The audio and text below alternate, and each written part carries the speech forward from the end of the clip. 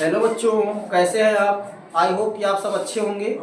बच्चों, कक्षा 10 भौतिक विज्ञान हम लोग इस समय अध्ययन कर रहे हैं। तो भौतिक विज्ञान में प्रकाश चैप्टर का कुछ भाग आप पढ़ चुके हैं, दूसरा भाग आज हम देखेंगे। तो बच्चों, आज प्रकाश चैप्टर में हमको क्या पढ़ना है उसको हम पहले बता दें आप लोगों को। सबसे पहले हमको पढ़ना है प्रकाश का परावर्तन। प्रकाश का परावर्तन। प्रकाश का परावर्तन, रिफ्लेक्शन ऑफ लाइट। बच्चों, इसको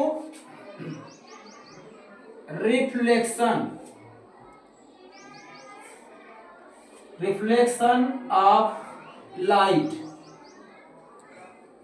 इंग्लिश में रिफ्लेक्शन ऑफ लाइट बोलते हैं। प्रकाश का परावर्तन हमको सीखना है। प्रकाश का परावर्तन होता क्या है ये सब समझना है। प्रकाश का परावर्तन बच्चों, पहले इसको हम समझा दें, उसके बाद परिभाषा आप लोग अपने स्वयं लिख लेंगे। जैसे कोई ये चमकदार तल है, ये कोई चमकदार तल है और प्रकाश किरण किसी माध्यम से चल करके इस चमकदार तल से टकराए, ऐसे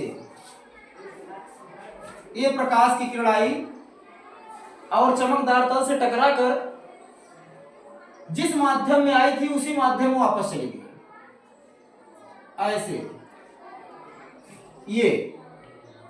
तो इस घटना को बच्चों प्रकाश का परावर्तन कहते हैं। अर्थात प्रकाश के परावर्तन की परिभाषा हम कैसे दे सकते हैं? जब प्रकाश किरण किसी चमकदार तल से टकराती है और उसी माध्यम में वापस लौट जाए जिस माध्यम से आई है, तो इस घटना को प्रकाश का परावर्तन कहते हैं। प्रकाश किरण का किसी चमकदार तल से टकराकर वापस होना या अपने ही माध्यम में वापस लौट जाना, ये प्रकाश का परावर्तन है। बच्चों, यहां पर हम क्या करते हैं, थोड़ा सा ऐसे एक अभिलंब डाल देते हैं, अभिलंब ऐसे, इस तरह से। अब इसकी परिभाषा अगर हमको लिखना है कैसे लिखेंगे?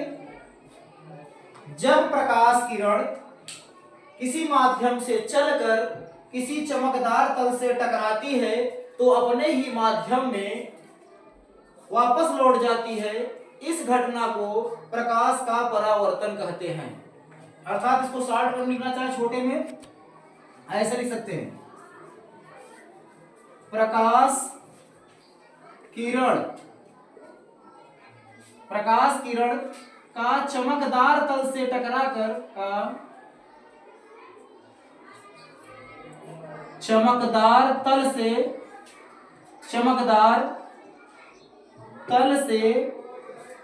टकराकर अपने ही माध्यम में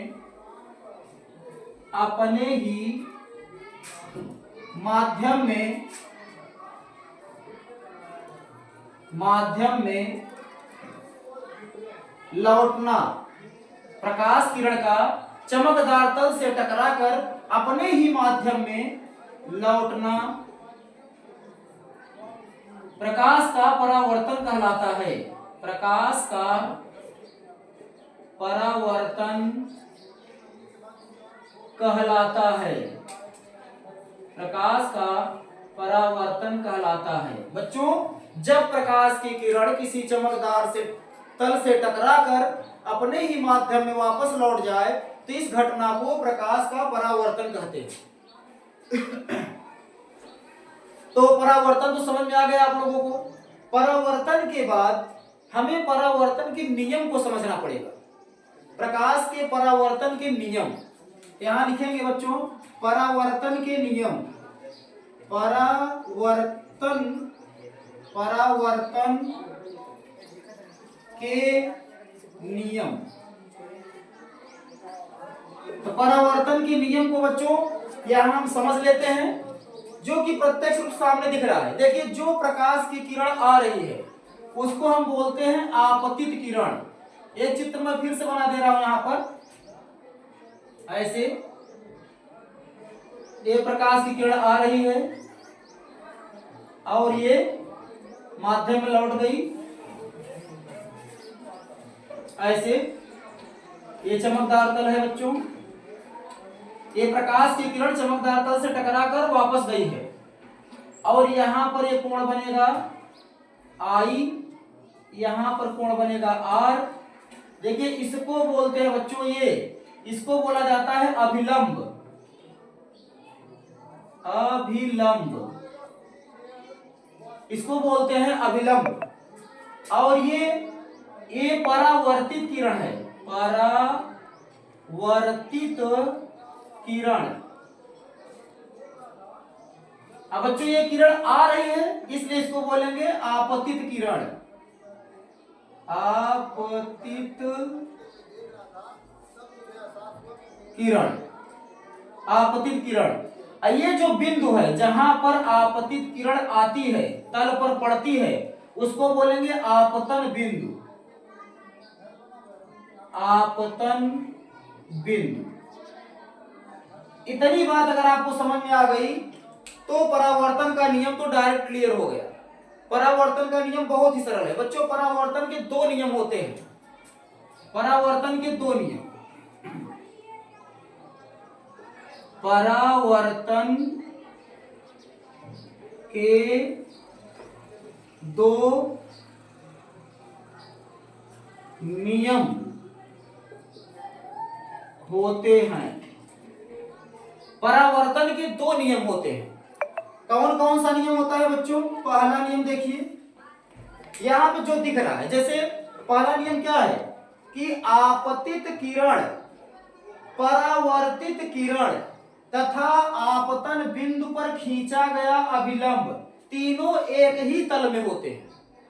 ये तल आप देख रहे हो इसी तल पर है, क्या तल इनका चेंज है?